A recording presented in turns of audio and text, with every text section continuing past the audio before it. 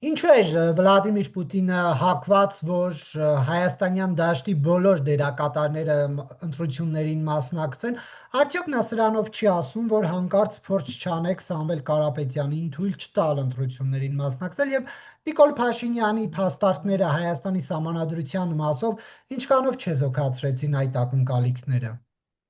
Հենց դրանում է հարցը, որ Վլադիմիր Պուտինի պնդումները նրա մասին, որ Հայաստանում պետք է այդպիսի մասնակցություն լինի ընտրություններում եւ վարչապետի հայտարարությունը իմ պատկերացումով ինչ որ առումով կարող է նաեւ հիմք նախապատրաստի նույնիսկ նրա, որ գուցե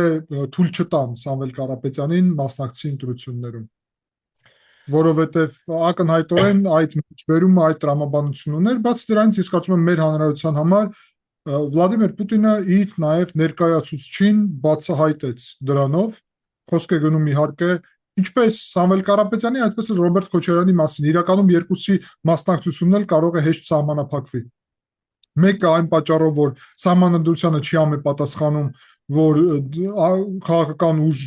առաջնորդի անցնի խորհրդարան եւ վարչապետ դառնա եւ այդտեղ փորձում են խაფել հանրությանը մեկին ընտրելով իբրև մյուսին ես ընտրում, դա արդեն կեղծիք է։ Ռոբերտ Քոչարյանը մարտի 1-ի գործով իհարկե